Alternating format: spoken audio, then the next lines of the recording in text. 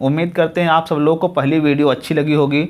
आज हम अपने जो है विलियन चैप्टर की दूसरी वीडियो में स्मार्ट नोट्स के मदद से बोर्ड एग्ज़ाम को टारगेट करेंगे और इससे एक नंबर फिक्स है, 1 अंक यहाँ से आएगा और वो भी जो क्वेश्चन आएगा वो MCQ टाइप में आएगा। कैसे क्वेश्चन आएगा आइए इसके बारे में हम लोग सीखते हैं। यहाँ पे दिया हुआ है कि विलेय और विलयन की भौतिक अवस्था के आधार पर, मतलब विलेय और विलयन दोनों की भौतिक अवस्था के आधार पर विलयन कितने प्रकार के होते हैं उसके बारे में हम जानेंगे। तो विलेय और विलयन दोनों जो है उनकी भौतिक अवस्था पर विलयन कितने प्रकार के हैं। तो विलयन कुल 9 प्रकार के आपको दिख रहे होंगे कि विलयन 9 प्रकार के होते हैं विलेय और विलायक की भौतिक अवस्था के आधार पर। यहाँ पर दिख रहा होगा ये विलयन का टेबल है, ये विलायक का और ये विलेय का, और ये इनके उदाहरण दिए हुए हैं। उदाहरण अभी आपको ध्यान रखना है और इसको भी आपको ध्यान रखना है। आप इसकी स्क्रीनशॉट ले लीजिएगा, ये बहुत ही इम्पोर्टेंट है, 1 नंबर क्वेश्चन यहाँ से आता ही है, श्योर है।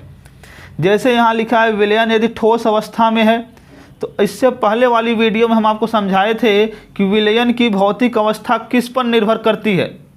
तो आप बताते हैं विलयन की भौतिक अवस्था विलायक पर निर्भर करती है, अर्थात विलायक जिस अवस्था में होगा दिख रहा होगा आपको, उसी अवस्था में विलयन भी होगा। तो अगर विलयन ठोस है तो विलायक भी अगर ठोस है, यदि विलायक और विलेय दोनों ठोस अवस्था में हैं तो विलयन ठोस अवस्था में होगा। और इसका उदाहरण है मिश्र धातुएं, जैसे जिंक और कॉपर, ये दोनों ठोस अवस्था में ही आपस में मिल गई। दूसरा नंबर है यदि विलयन ठोस अवस्था में बना हुआ है, इसका मतलब विलायक ठोस अवस्था में है और विलेय कौन सी अवस्था में होगा, द्रव अवस्था में होगा। आपको दिख रहा होगा यहाँ मेन बेसिक समझ लो की क्या है।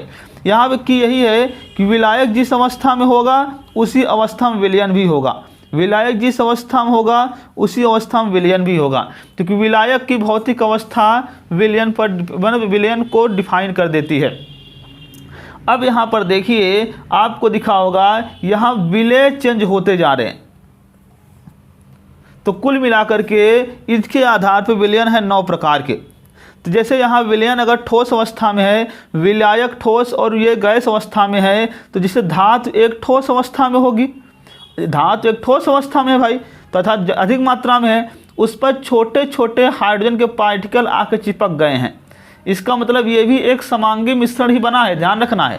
और ये समांगी मिश्रण बना है इसलिए ये ठोस और गैस का मिश्रण हमको दिखेगा, क्योंकि ठोस धातु हो गई, गैस तो गैस अवस्था में थी। अब यहाँ पर देखिए ये चौथा नंबर जो लिखे द्रव, और द्रव अगर विलयन द्रव अवस्था में है तो ये भी द्रव है और ये भी द्रव है, अर्थात पानी और एल्कोहल का मिश्रण होगा। अगला नंबर है विलयन द्रव अवस्था में, यहाँ पर भी है, और विलायक द्रव है और विलेय ठोस है।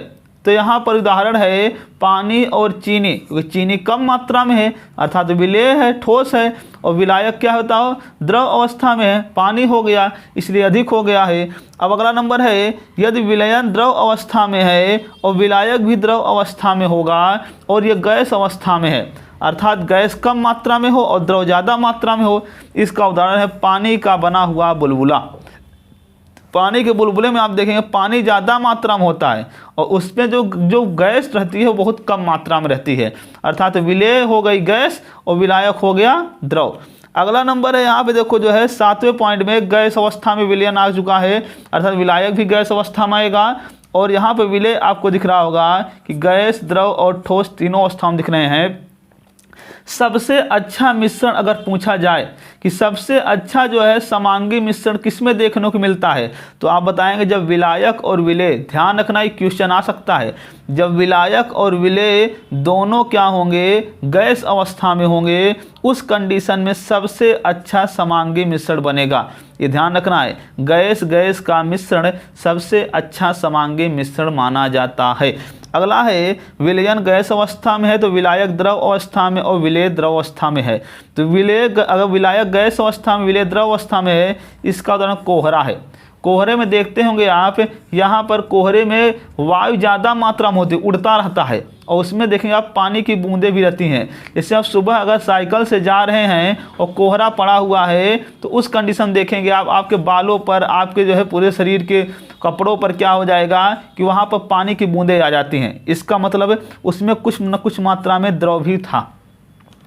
अगला नंबर है यहाँ पर लास्ट वाला कि अगर जो है विलायक गैस में है और ये ठोस अवस्था में, इसका उदाहरण क्या होगा, मतलब गैस ज़्यादा मात्रा में, ठोस कम मात्रा में हो।